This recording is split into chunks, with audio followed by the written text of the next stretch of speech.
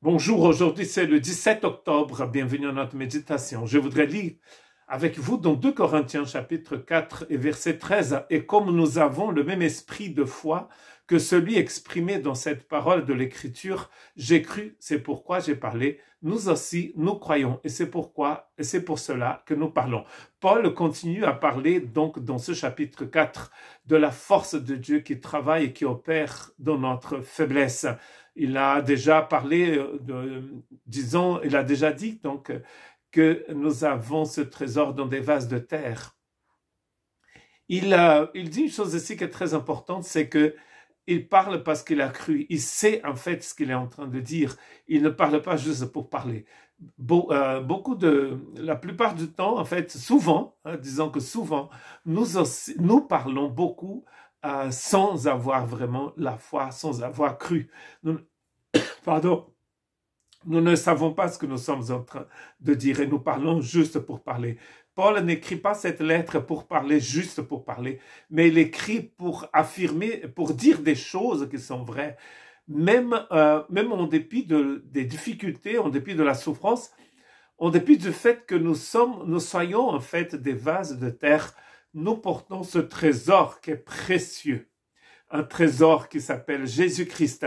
Il continue dans le verset 14 en disant « Nous savons en effet que celui qui a ressuscité le Seigneur Jésus nous ressuscitera aussi par Jésus et nous fera paraître avec vous dans sa présence. » Nous savons, très important, nous avons le même esprit, il dit, et comme nous avons le même esprit de foi que celui exprimé dans cette parole de l'Écriture, j'ai cru, c'est pourquoi j'ai parlé, nous aussi, nous croyons, et c'est pour cela que nous parlons. Et il dit ici, nous savons. C'est très important de savoir. Dans Romains chapitre 6, Paul va utiliser 3 verbes pour montrer l'importance d'abord de savoir, ensuite de considérer ce que nous avons, ce que Dieu a fait en fait pour nous, et ensuite de nous offrir. Bien sûr que dans Romains chapitre 6, il est en train de parler du fait que nous avons été baptisés dans la mort, dans l'ensevelissement et dans la résurrection de Jésus. C'est-à-dire, c'est une œuvre accomplie. Et tout ce que nous devons, en fait, aujourd'hui, apprendre, c'est de connaître cette vérité, ensuite de considérer, de calculer cette vérité dans notre cœur. Et la seule chose à faire après, c'est de s'offrir, de se donner entièrement au Seigneur. Nous savons, en effet, nous savons. Nous devons savoir. Ça, c'est quelque chose qui est très important. Nous devons connaître l'évangile. Et l'évangile est basé à 100% sur la personne et sur l'œuvre de Jésus. Ça ne dépend pas de vous. La seule chose à faire ici, c'est de savoir. Ensuite, vous devez en fait considérer que cela est pour vous, que cette vie de victoire en Christ Jésus est pour vous. Et ensuite, vous devez vous mettre à disposition du Seigneur. Nous savons que celui qui a ressuscité le Seigneur va nous ressusciter aussi. Oui, tout cela arrive, il dit dans le verset 15, à cause de vous, afin que la grâce en se multipliant fasse abonder la reconnaissance d'un plus grand nombre à la gloire de Dieu. C'est le but de Paul, c'est que toutes les personnes avec qui il a vécu, les personnes qu'il a rencontrées, puissent connaître cette grâce divine. Et là, la grâce va se manifester aussi au travers de la vie des personnes de l'église de Corinthe. C'est pour cela que Paul écrit toutes ces choses, pour que eux aussi puissent connaître cette grâce, et en connaissant cette grâce, ils vont pouvoir la partager.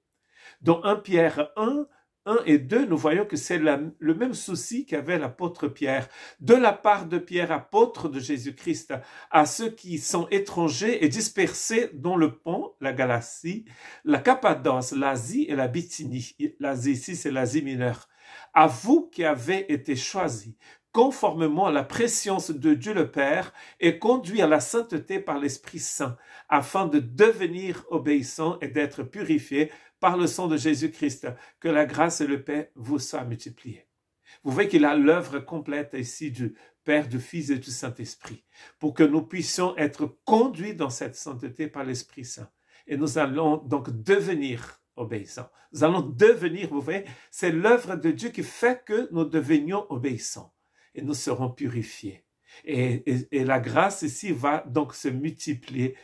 La grâce et la paix vont se multiplier dans la vie de ces personnes auxquelles Pierre a écrites. écrit. C'est le même souci que Paul avait. Que les Colossiens puissent, les Corinthiens puissent connaître cette grâce de Dieu en dépit de difficultés, en dépit de souffrances. Mais pour cela, il faut qu'ils sachent. Nous savons. Nous devons connaître Jésus, connaître son projet pour l'humanité, pour nous, c'est-à-dire son évangile, la bonne nouvelle. Que Dieu puisse nous bénir et nous aider à comprendre l'importance de tout cela. Vous recevez, vous, naturellement, allez partager cette grâce que vous avez reçue. Mais il faut le savoir, ceci. Que Dieu vous bénisse.